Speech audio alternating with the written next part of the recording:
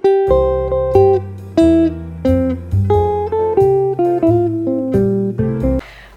bienvenue à tous dans votre émission Buzz Matinale, la chronique du jour. Aujourd'hui, on va parler de la lecture, mais d'abord, on va saluer notre confrère. Il s'agit bien de Mohamed Sissi. Bonjour, Mohamed Sissi.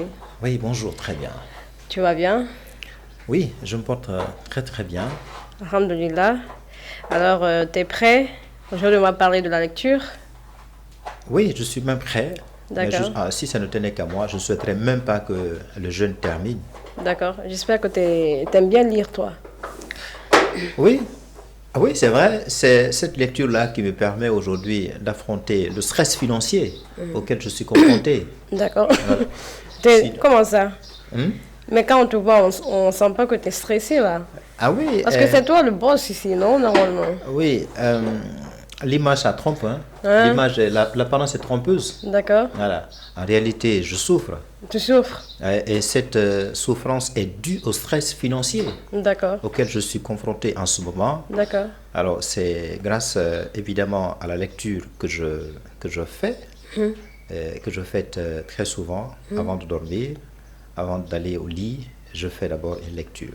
D'accord. Donc, c'est ce qui me permet d'apaiser mon esprit, mon corps, et puis rentrer dans le processus de sommeil. J'espère que Être d'ici... dans les bras de Morphée. D'accord, j'espère que d'ici la fin de l'émission, ton stress va partir. Parce que tu vas me parler de la lecture. Et comme tu aimes bien lire, bah, Ah ça oui, va partir. justement, d'abord, avant de venir me soumettre à vos questions, là, vos questions compliquées, là, d'abord, j'ai dû faire la lecture. Donc, D'accord. le stress est parti.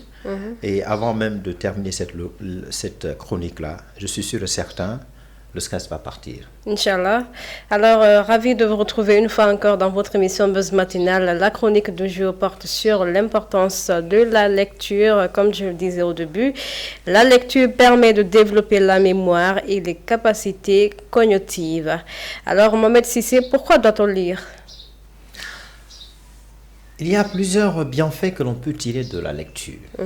Si on accepte de lire, bien sûr, que l'on soit un lecteur comme moi, potentiel, ou bien comme une lectrice comme vous. D'ailleurs, c'est ce qui vous permet de sortir souvent vos belles voix là. Hein? Merci pour le compliment. De présenter un très bon journal, le journal de Tamashek. Donc ça, il faut mettre ça sur le compte d'une bonne lecture que vous faites régulièrement. D'accord. Donc les avantages, je reviens là-dessus, les avantages que l'on peut tirer, d'abord rapidement, de façon ramassée, la lecture est très importante pour notre cerveau, pour notre mémoire, pour bien dormir, et ça nous permet évidemment de lutter contre le stress et d'avoir un très bon vocabulaire, des mots. D'ailleurs, quand on lit très bien et quand on lit mieux, ça nous permet d'avoir le pouvoir. Parce que les mots ont le pouvoir. Les chefs d'État aujourd'hui, qu'est-ce qu'ils utilisent pour nous influencer? Lorsqu'il y a une élection présidentielle ou bien législative ou communale est en perspective, qu'est-ce qu'ils utilisent pour gagner notre cœur, pour nous persuader à soutenir leur projet, leur vision? C'est évidemment les mots. Exactement. Les mots. Et d'où viennent ces mots? Les mots viennent, et bien évidemment, de la lecture. Donc, d'où l'importance de s'intégrer dans le processus de la lecture. Quand on lit, quand on lit, on devient un leader. On peut avoir une influence sur ce qui se passe autour de soi, on peut avoir une forte influence dans la société, et dans son environnement. Donc c'est très important de lire. Donc les mots ont aussi des effets sur nos émotions, sur notre raison. Par exemple, quand je dis un mot, tout de suite là, ça peut vous pousser à rire. À l'inverse, si je dis un autre mot, ça peut vous pousser à vous énerver. Donc, c'est pour vous dire que les mots sont très importants. Maintenant, pour éviter des mots qui vont être susceptibles de choquer, de faire du mal à autrui, il faut lire, il faut s'intéresser régulièrement à la lecture. La lecture, je termine par ça, il faut consacrer 30 minutes 40 minutes, voire 1 heure à la lecture de façon quotidienne. D'accord. Est-ce que la lecture est un aliment pour le cerveau? Vous commencez encore à poser des bonnes questions. Oui, évidemment, le cerveau. Quand on lit, très souvent, ça nous permet d'avoir un très bon cerveau. Comme le disent les scientifiques, les spécialistes à la matière, lorsqu'on lit, ça peut avoir un effet neurologique. Quand on lit, notre cerveau est en très bon état. On ne souffre pas de l'anxiété. On ne souffre pas de la psychose. En d'autres termes, la peur. On ne souffre pas de troubles psychiques ou neuropsychiques. On ne souffre pas de la sénile juvénile. Vous voyez, des jeunes à un âge précoce commencent à avoir une perte de mémoire. On voit les vieux ou les vieilles qui commencent à avoir une perte de mémoire, alors qu'une autre personne ayant le même âge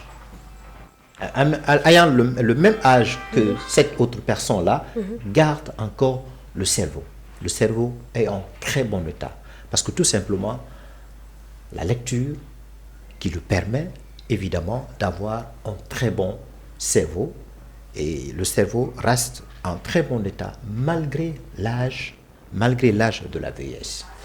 Malgré l'âge de la vieillesse, on continue toujours avec les questions. Notre thème aujourd'hui parle de l'importance de la lecture. Alors, Mohamed Sissi, selon vous, la lecture procure une relaxation et la paix intérieure? Je lis un livre intitulé L'éveil de la puissance intérieure.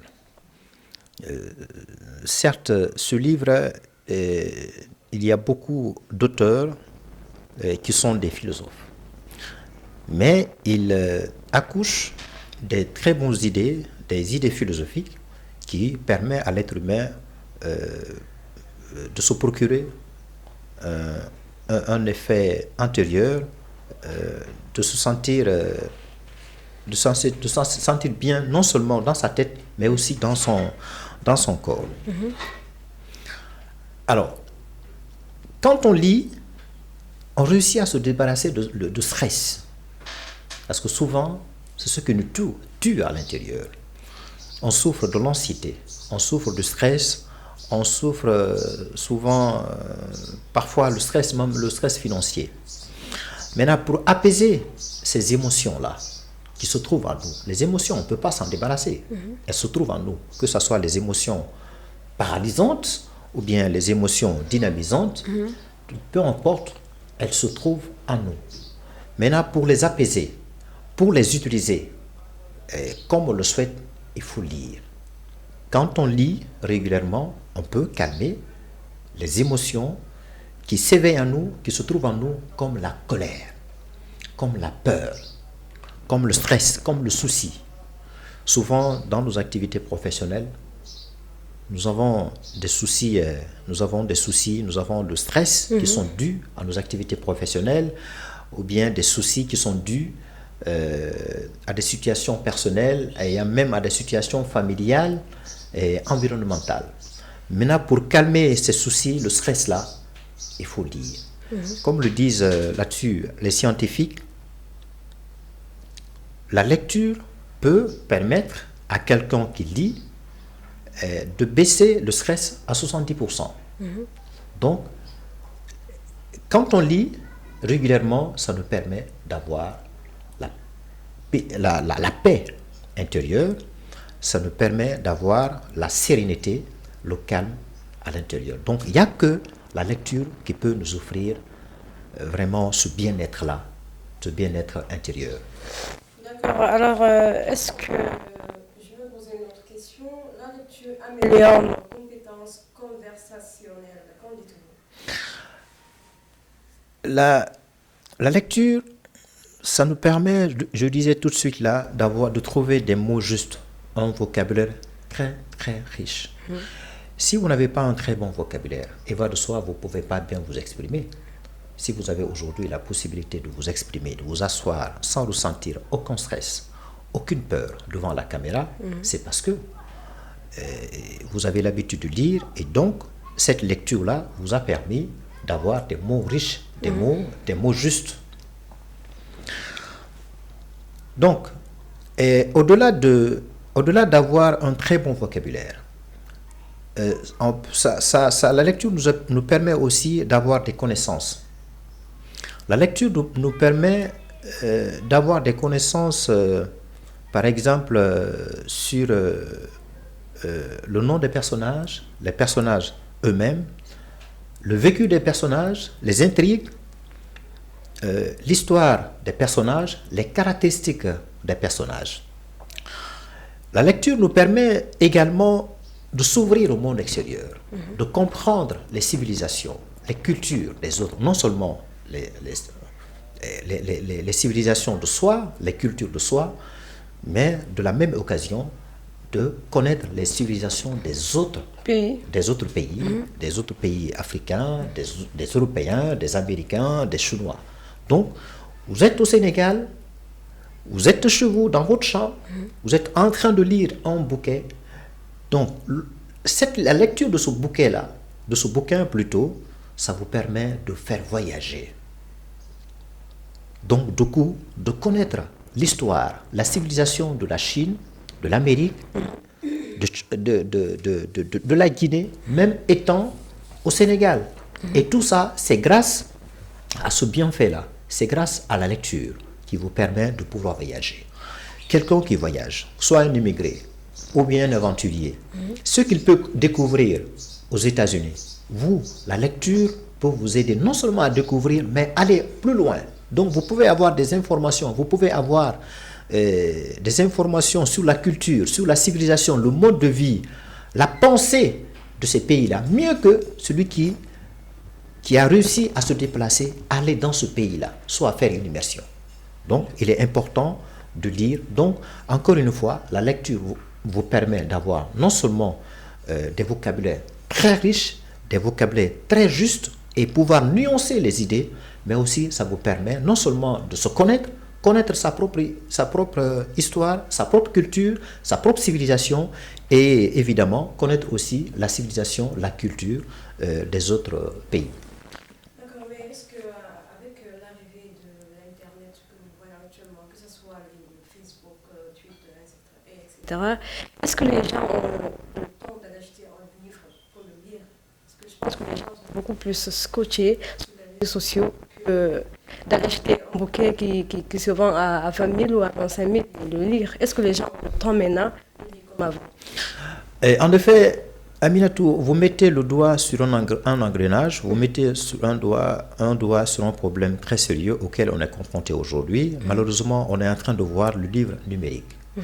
Le dictionnaire est en train de supplanter le livre imprimé ou bien le livre physique. Et Léopold Sédar Senghor n'a pas connu un livre numérique. Il ne peut dire que le livre physique, le livre imprimé. Aimé Césaire, Léon Gondrin Damas, ces gens ne lisaient que des livres physiques. Ils avaient ça sous la main, ils touchaient. Donc, si vous lisez un livre et que du coup vous le touchez, l'histoire, si vous êtes en train de lire l'histoire d'un personnage dans ce livre, vous avez l'impression de le toucher. Vous avez l'impression de le voir, de connaître son vécu, ses caractéristiques, disais-je tout de suite. Mais par contre, si vous lisez un livre numérique, d'abord, il y a un inconvénient pour les yeux, parce que c'est la lumière. Soit vous utilisez une tablette, ou un portable, ou un ordinateur, ça a des inconvénients. Selon les scientifiques, si vous voulez lire, il faut utiliser une petite veilleuse. Voilà, parce que ça projette peu de lumière. Ça vous permet de lire, même étant dans l'ombre, dans l'obscurité. Alors, regardez, aujourd'hui, nous sommes envahis par des informations en temps réel. Et des fake news, les désinformations, à travers les réseaux sociaux, à travers TikTok, on en a parlé, à travers Facebook, à travers Instagram. Donc, on reçoit toutes sortes d'informations. Alors, quelqu'un qui ne lit pas, comment peut-il avoir la capacité de pouvoir trier, de pouvoir recouper les informations et de pouvoir reconstituer les informations pour avoir la bonne information. Par contre, quelqu'un qui lit très bien, lui, il a la capacité, grâce à la lecture, de pouvoir recouper, de pouvoir trier, reconstituer les informations et avoir la quintessence, et avoir le résumé de l'information. Donc, l'information dont dispose cette personne-là, cette lectrice-là, et l'information dont dispose une personne qui ne lit pas trop, qui ne se contente que les informations qu'il voit, ou qu'il reçoit via les réseaux sociaux, ne peut pas avoir la même capacité, la même aptitude à trier et à recevoir les informations. Souvent, celui qui lit, il a la bonne information, même s'il reçoit un stock d'informations, des informations à foison, mais étant donné que la lecture a réussi à le formater, à nourrir son esprit, à lui donner une très bonne capacité de trier les informations, souvent les informations qu'il donne, très souvent, c'est des informations qui sont dénouées, qui sont dépourvues de l'intox ou bien de la désinformation. À l'inverse, celui qui est là, il ne se contacte que les réseaux sociaux. Souvent, l'information qu'il vous donne, si vous vérifiez, c'est une mauvaise information. C'est lui, la personne elle-même, c'est après qu'elle va se rendre compte, oui, les informations que je donne, ce ne sont pas des bonnes informations. Alors, regardez aujourd'hui l'attitude de Elon Musk. Et son réseau X a été attaqué tout récemment. Il n'a même pas pris le temps de vérifier les informations. Tout de suite, il a levé un doigt accusateur à l'endroit de l'Ukraine, en disant que l'Ukraine serait responsable de cette attaque cybernétique. C'est après. Et dans la même foulée, il y a la Palestine qui a fait une revendication, qui aurait dit que c'est elle qui serait responsable de cette attaque-là. Donc, quand elle a reçu cette information-là, elle a décidé de s'asseoir à cette accusation-là pour laisser le soin à ses équipes de vérifier le pays ou bien le groupe ou bien les groupes cybernétiques qui sont à l'origine de cette attaque-là. Donc, c'est pour cela qu'il est important de lire. Si vous lisez très bien, vous avez la forte chance de ne pas donner de mauvaises informations. D'accord. Avec comment aider les enfants à aimer la lecture? Alors, comme vous le savez, l'Internet aujourd'hui, la technique, la communication, l'information, les réseaux sociaux, les écrans, soit celui de la tablette, de l'écran aujourd'hui, de l'ordinateur, du portable, est en train de détruire nos enfants. Quand je dis la destruction, je parle de la destruction cognitive. Je parle de l'esprit, la conscience de nos enfants aujourd'hui. Parce que nos parents ont toujours tendance à vouloir acheter les ordinateurs parce qu'ils pensent qu'avec les ordinateurs, les enfants peuvent apprendre vite. Mais cependant, on ne voit pas le résultat. Regardez aujourd'hui le résultat scolaire des enfants aujourd'hui. C'est peu réduisant. Par contre, regardez un enfant qui lit très bien. Un enfant qui lit le livre numérique, le livre imprimé, le livre physique. Cet enfant comprend vite. Il a un bon résultat, un résultat positif scolaire. Et surtout un bon niveau en français. Oui, un très bon niveau en français, une très bonne richesse de vocabulaire. Oui. Et ce qu'il lit, souvent c'est essentiel, c'est vérifiable. Parce que cet enfant-là lit des grands auteurs. Et ces auteurs-là, évidemment, avant d'accoucher un livre, une idée dans le livre, ils font beaucoup de recherches, voire 2 ans, 3 ans, voire 5 ans de recherche avant d'éditer un ouvrage. Donc, si vous lisez cet ouvrage-là, certainement vous allez avoir des bonnes informations, vous allez avoir la bonne culture, vous allez... donc, votre information, votre culture vont être différentes de celles ou bien de celui qui apprend à travers la tablette, à travers le portable ou bien à travers l'ordinateur. Donc, c'est aussi un enjeu aujourd'hui qui est très important auquel les parents sont confrontés. Ils ont tendance à voir ce qui se passe dans la société. Donc, les parents suivent l'évolution. Mais cet outil classique qui est là, en l'occurrence le livre, ça, on s'en débarrasse, on s'en éloigne. Parce qu'on pense que c'est caduc.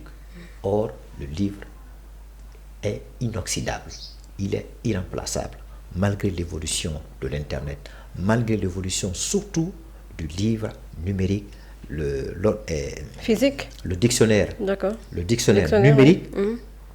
La technologie qui est en train de révolutionner aujourd'hui, rien ne peut remplacer ça, en tout cas de mon point de vue. D'accord. Alors on va terminer par cette question. Comment se mettre à la lecture quand on n'aime pas? C'est-à-dire comment faire pour lire, même si on n'aime pas lire? Ah oui, c'est une très bonne question. Même si on n'aime pas lire, oui, c'est pas facile de persuader quelqu'un qui n'aime pas lire. Alors, quelqu'un qui n'aime pas lire, est-ce que cette personne sait lire?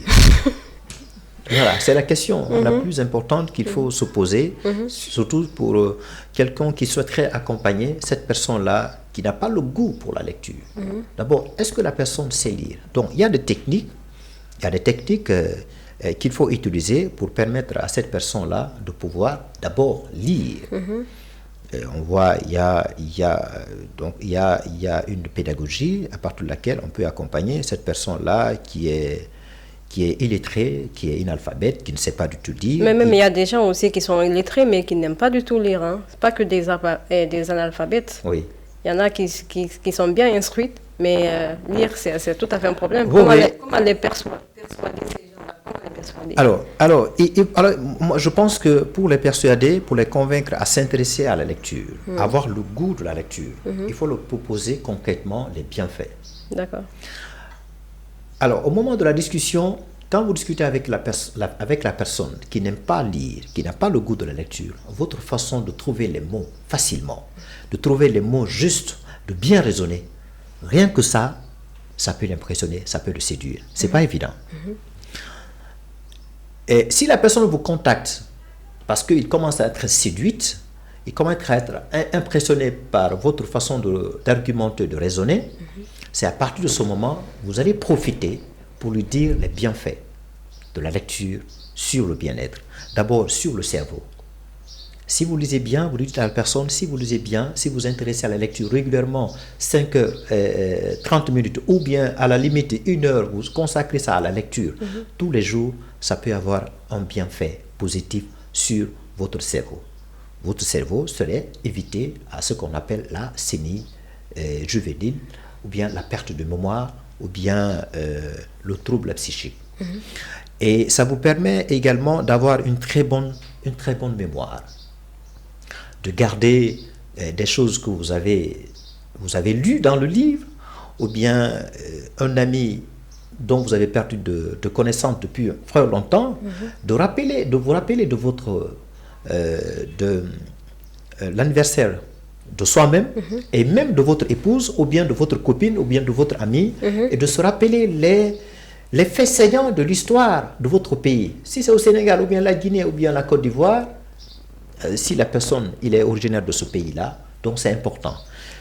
Et également, un effet encore positif, ça vous permet de pouvoir dormir. Si vous souffrez une espèce de somnambulisme, c'est-à-dire que vous n'arrivez pas à dormir, certes, il y a des gens qui se programment. Ils se disent qu'à partir de 20h ou bien 21h, comme vous par exemple, c'est l'heure à laquelle moi je vais aller au lit. Mais la lecture va au-delà. La lecture, en dehors de cette programmation-là, d'horloge, qui vous permet de connaître l'heure à laquelle il faut aller au lit, la lecture, une fois que vous êtes au lit, vous allumez votre veilleuse. Vous êtes quasiment dans l'obscurité. Et là, vous êtes seul. Vous êtes dans votre univers, dans votre monde. Et vous vous engagez dans la lecture. Et cette lecture-là va avoir non seulement un effet sur votre état d'esprit, sur votre corps, et tout de suite, ça va vous engager dans le processus du sommeil. Et donc, vous allez pouvoir bien dormir. Et un autre effet de la lecture, ça vous permet de vous débarrasser du stress aujourd'hui. On vit dans un monde stressé, surtout un stress financier. Alors, si vous vous intéressez à la lecture, par exemple, vous lisez une histoire dans un livre, donc vous allez être emporté, vous allez voyager. Et surtout, vous allez vous mettre à la place de la personne exactement. Dans le livre, ouais. C'est comme si vous êtes en train de vivre la même chose que la personne, que le personnage là. Alors, vous savez, dans le livre, il y a des personnages fictifs, mais la lecture va tellement vous plonger, vous allez croire que ce n'est pas un personnage fictif, c'est un personnage réel. Et puis, au point que ça pourrait même, le personnage, son comportement dans le livre, son narratif pourrait même s'apparenter à un personnage, à une personne réelle, soit votre père ou bien votre maman. Voilà, vous pouvez dire oui, non, le caractère, les caractéristiques, le vécu, l'intrigue de ce personnage-là, est-ce que ça ne pourrait pas ressembler à quelqu'un que je connais? Donc, d'où l'importance de la lecture. Donc, je reviens là-dessus. La lecture, ça vous permet de vous débarrasser le stress là, l'anxiété, le souci professionnel, le souci social, familial. Parfois, vous êtes accusé injustement, mais une fois arrivé à la maison, vous vous plongez dans la lecture. Et du coup, vous allez progressivement oublier le souci là, même si on vous a fait du tort. Donc, de fait simplement de vous lancer dans la lecture, vous oubliez. En tout cas, à l'instant T, vous oubliez. D'accord. Et la lecture également, vous dites à la personne que ça lui permet de trouver les mots justes. Quand je dis les mots, il n'y a pas que les mots français ou bien les mots anglais. Même votre mot pulaar, votre mot wolof, ou bien soussou ou malinké, ou bien guerze, ça vous permet de trouver un mot juste. Quelqu'un qui lit très bien et celui qui ne lit pas très bien, ou bien qui ne s'intéresse pas du tout à la lecture, ne peut pas avoir la capacité de trouver facilement les mots, ou bien les mots justes, les mots cohérents à la situation, ou bien au thème, au sujet qui fait l'objet de la discussion. On vous invite par exemple à une réunion. On dit Madame ou Mademoiselle Aminatou, vous avez de la parole. Et si vous n'avez pas l'habitude, si vous n'êtes pas quelqu'un qui lit, vous ne savez même pas par où commencer. Quelle est l'introduction qu'il faut trouver? Quelle est la phrase accrocheuse qu'il faut trouver? Vous ne pouvez pas. Et dès lors que vous ne pouvez pas trouver une phrase introductive, vous ne pouvez pas développer vos idées. Encore moins trouver une conclusion, le résumé de vos idées. Donc, c'est pour cela qu'il est important de lire. Ça vous permet également de bien analyser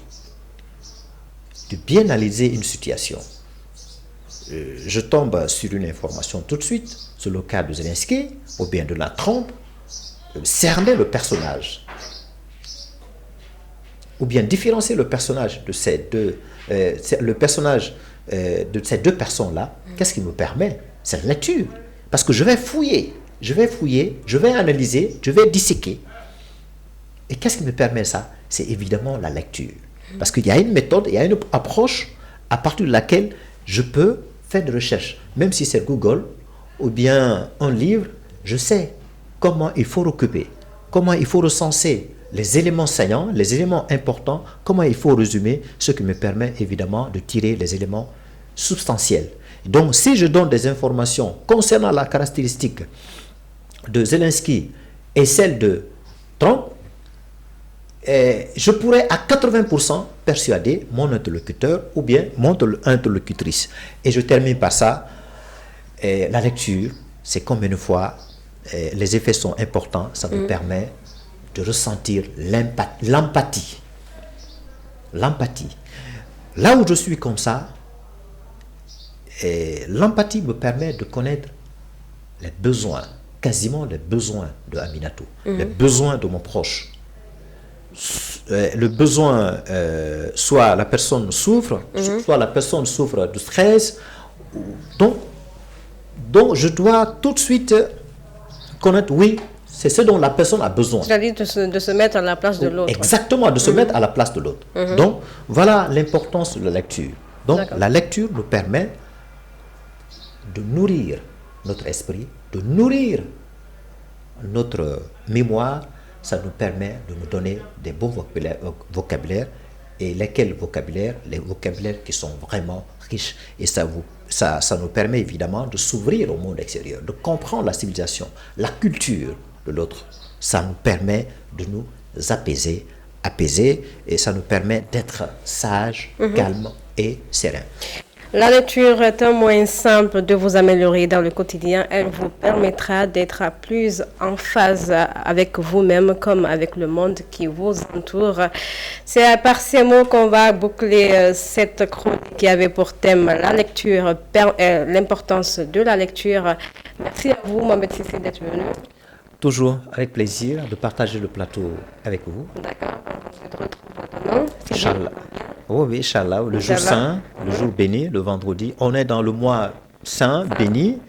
Donc on va se retrouver ça sera le deuxième jour du mois le deuxième vendredi du mois de Ramadan. Moi, de toute façon, je suis prêt à continuer à jeûner. Et ce jeûne-là me permet d'effacer mes péchés. Et je pense que mes péchés sont quasiment effacés. Hein? Voilà. Oui. Oh, ouais.